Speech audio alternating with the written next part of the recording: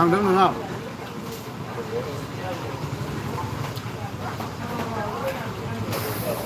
मा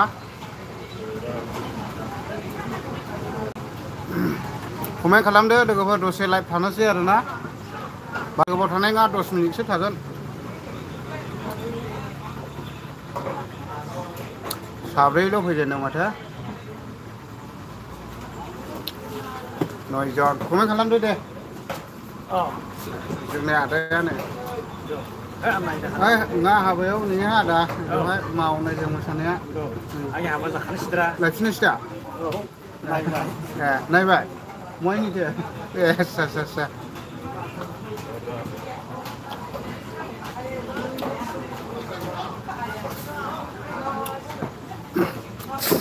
कमेन्ट खालामदो रा दे लोगोफोर दसे रायज्लायनोसै आयो कमेन्ट खालामाखैलै बिसोरो 18 जन माने फैदों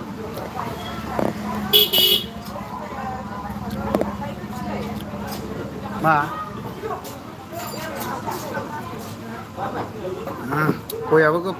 गया गोफासो मोनबाय माथो आं हो नानि हेल' होनदोंलै नै बेंलाया बेंगलरावसो दंहैयो होनदां बेंलाया दा मय दंथाय लेवराया बेंलाय नार्जारिया कमेन्ट हरसिगोन नै आंनावहाय थुलुमि अफिसियेल हेल' होनदों नै थेंक इउ थुलुमि अफिसियेल आंनि लाइभआव फैनायनि थाखाय बहा दं खैला मैलायावलै बाहागि थुलुमि अफिसियेल खैला मैला बाजाराव जास्ट ओरैनो बेरायलाबायदों आं दसे मा यांला आंखौसो गाबज्रिदों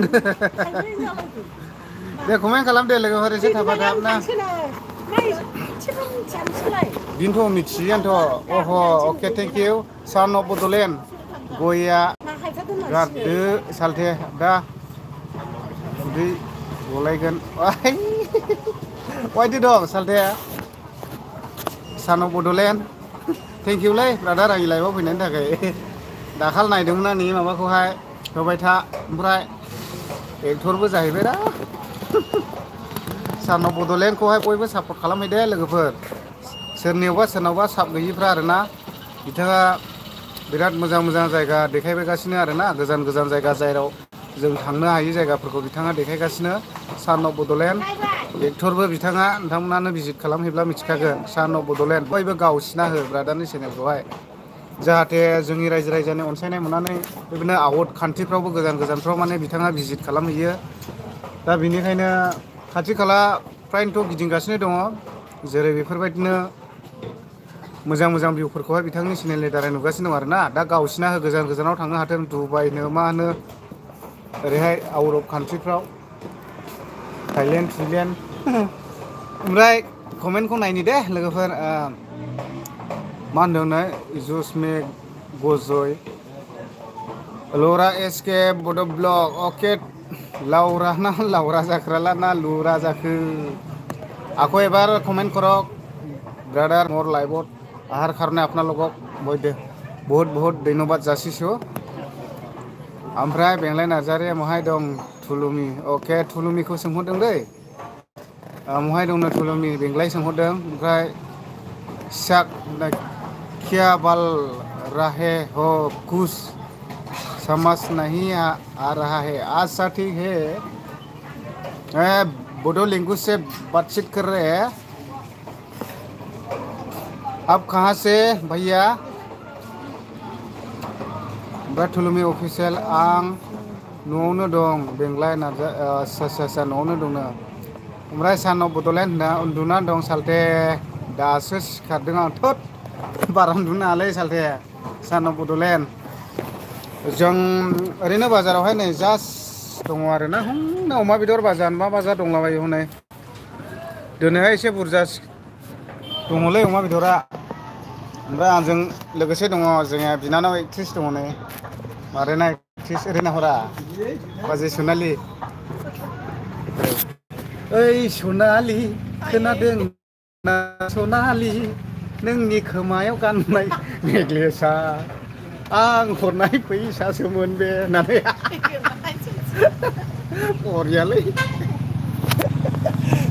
आंजों दङ सनालि एक्ट्रिस डेन्जार बिथांनिबो दहाय एलबामा फैगासिनो दङ बैसागुनि देन्जार लादों बिथाङा एलबामखौ ओरैनाव ला बाजै नुबाय दा देन्जार फेन्टास्टिकलै साइज जोबखा नोंथांमोना गोमोखागोन र' फैगासिनो दङ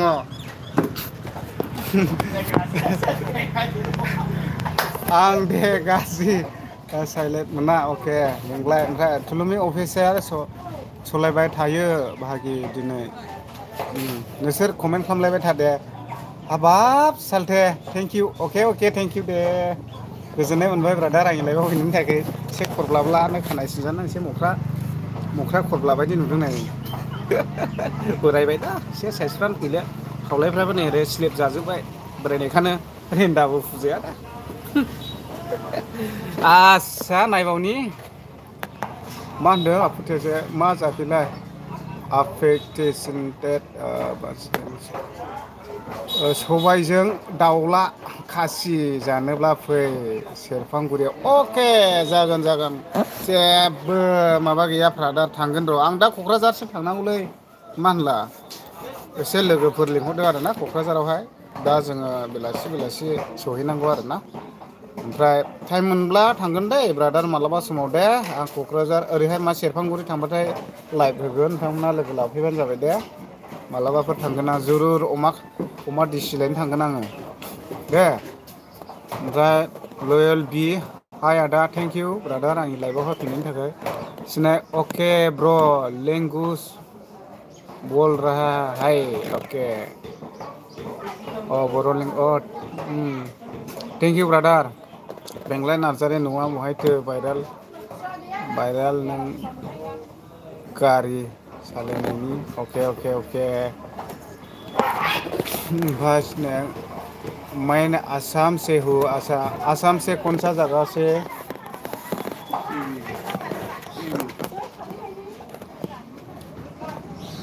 ओमफ्राय कुन मैं थांखोमोनलाय कमेन्टसो बारलायलांबाय नै मागे लेखि आलु गोथां मोननानै दं अके ओमफ्राय बेंलाय नार्जारि होनो थांब्लाबो लोगो मोना माथो अके अह माब्ला फैगोन नोंसोर लोगो लालायबाय थालै दिनै कमेन्ट खालाम दे दसे बारा गोबाव थानाय नङा दे लोगोफोर दसे गोबां आइजो माहारिफोरबो फैलाबायलायलांबायलै लोबनो दे बयबो कमेन्ट खालामदो दे लोगोफोर एसे थुलुमि अफिसियेल बेंग्लायजों सिनायलायो नामा नोंसोरलाय आंथ' बेंग्लायखौ मालाबा लोगो मोनो बहाय थुलुमि अफिसियेल मालाबा फल' खालाम दे आच्छा थुलुमि अफिसियेल सिनायो अके आंबो बेंग्लायखौ सिनायोरा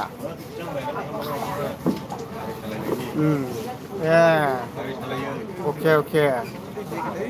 सिनायो अके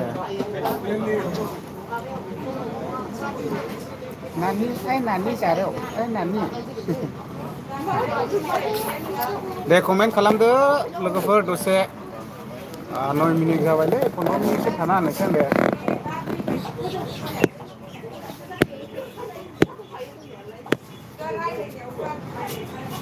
बाजाराबो बायलाबायबायानो माथो ओइ आदा हाबा खालामबाय नामा हाबाखौ खालामाखैमोनलै सिख्लाफ्रानो गोसोआनो थोआ नै एसे खरख्लेबख्लेब जाबायना बोरायबाय एसे खरब्लाब्ला नुबाय नै खावलायफ्रानो गैले गसायसैलै सिख्लाफ्रानो गोसोआनो थोआलै बा मा खालामनांगौ जाखो बे आं लागौसै आं खिन्थु लानायालाय जेरैबो जाया मा ओइ सासे नायना हरदोरा बा दे सासे नायना हरदोलै हिन्जावाखौनो मोना आं गोसोथोलाबो फाग्लासो ओइ लयेल ब एसे नायना हरदोलै बा थुलुमि अफिसियेल आंना पासवर्डफोरखौ गोसोआव गैला मा खालामनो बावनोहाय पासपर्टखौ गोसोआवब्लाबो फरवार्ड पासवर्ड खालामनानै होनो हायोना पासपर्टखौ बावलाबो जिमेइलखौल' गोसोआव ला जिमेइला गोसोआव दं दा पासपर्टआ बावलाबो अरजाया जिमेइलखौ गोसोआव लाबानो जाबाय फरवार्ड पासवर्ड खालामनानैहाय बानायनो हायोना थुलुमि अफिसियेल मनिटाइजिं खालामनायाव टेनसन गैया दे जिमेइलखौ गोसोआव थाबानो जागोन दे मा सारनाव खालामदो दे देबजित नार्जारि बहानि नोंलाय भागि अके आंखौ सोंहरनायनि थाखाय थेंक इउलै ब्रादार दे आङो चिरां डिस्ट्रिक्ट खैलामैलानिलै ब्रादार दे चिरां डिस्ट्रिक्ट खैलामैलानि मालाबाफोर लोगो मोनोबा रायज्लायनो हागोन दे बा थेंक इउ स' माच आंनि लाइफआव फैनायनि थाखाय देबजित नार्जारि गोजोननाय थाबाय मागि एपि मा होनो किटुनु उनेखौ लादो किटु उननिखौ लादो सोर फैदोंमोन बिबा है बिहामजोसो होनदां आं थाल गैया दे सोर फैनानै थांखो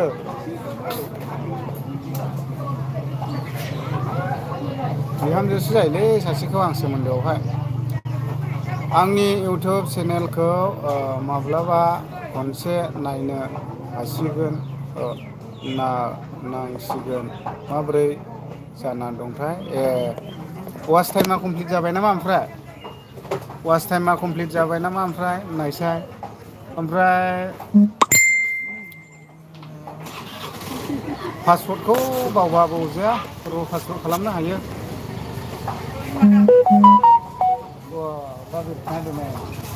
नुबोखादों माखासे सिख्ला लोगो लाहैनाय साइसआ नुखादोंलै जायाखै दाबो अके दे बानायबाय था दे जागोन दे जेबो नङा देबजित अग्रे थेंक्स लर्ड अके थेंक्स लर्ड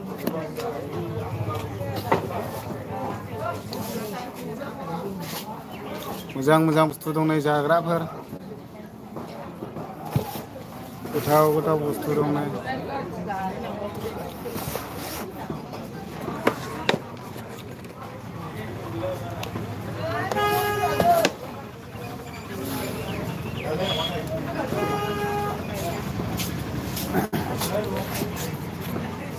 दस्रायावसो खुलिना होदोंमोन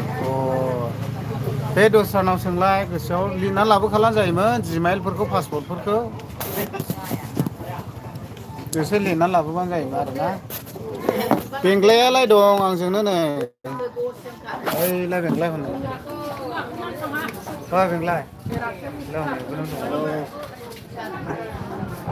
कमेडि भिडिअ नायना मिनिगासिनो थुलुंनि नुबाय दा बेंग्लाया आंजों दं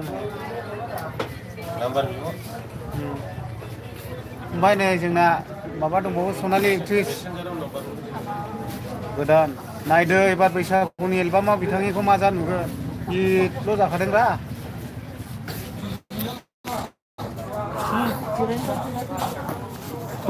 हिटल' जाखादों कमेन्ट खालामदो लोगोफोर हायो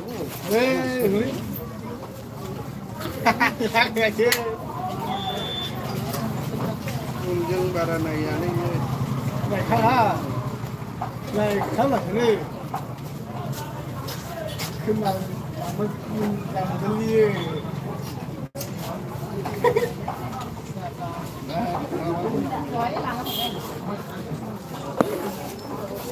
भिडिअफोरखौ माबायदि आपल'ड होयो बादि माथो होबाय था भिडिअआ जागोन ना इयो आस्ते आस्ते बेंलाय थांबाय नामा दङ बेंलाया दङ ओरै दङ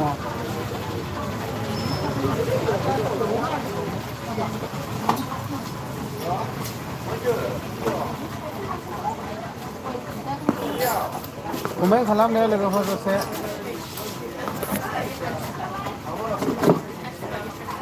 फैनानै ओरै फैबाय हेल' गाइस होनदो दे हेल' गाइस ओरै नाहरसिनो ओरै हेल' गाइस दे बुंनो मानसिफोर हेल' ओरै फै हेल' होन मा नाम मा नाम दैजिरि ब्रह्म स्कुल हाबबाय औ स्कुल गैथ'वा ने अ मोजां औ ए स्कुल जाथ'वाखै एडमिसन खालामबाय अ अबे स्कुलावथो खालामखो अ आब'मोननि स्कुलाव बानायबाय बैयाव अ बैयाव अ मावबाय बारनोसै बे स्कुलाव मोजां फरायदो होननानै दे लेखा गोरों जानांगौहाय देनां दे IPS UPS डक्टर जानांगौ दे इन्जिनियार गोरों जानांगौ दे मोजां फराय गोसो होनानै मिनिया माथो ओइदिनखालिनिफ्राय फैथाराखिसै मिनिया दा जानोलै ओमफ्राय बिसास खालामाखै आङो हरा सिगां बुंबाथ' हरखायामोन आं नै लाइफआव दंगासिनोखा फाग्ला र' आं दा बुंनाय खालामजानाय 0% मानसिया दा हाब बिसिनि पार्टि दं ना मारा माथो बेदर दाउ गोबां लाबाय गुन्दां मिलन बसुमतारी ओमफ्राय हायबा रायदों जि बायफुं मा जाखोबा ओमफ्राय थाथ' दे बाहागि आं खामानि मावनो अके दे थेंक इउ गोजोननाय थाबाय लाइभआव फैनायनि थाखाय हेल' नै नानि दङ आंजों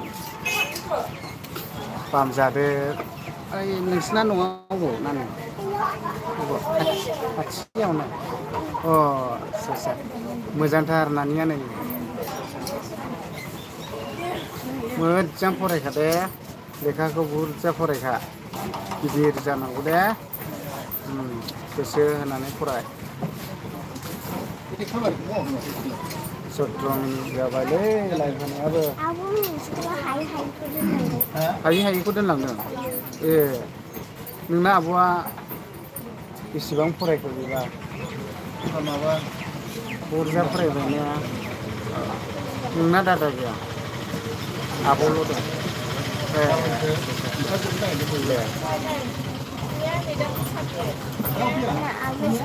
मा आगै फैदों ए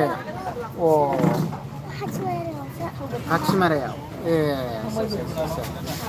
लेखासो मा लानांगौ मा सानायालाय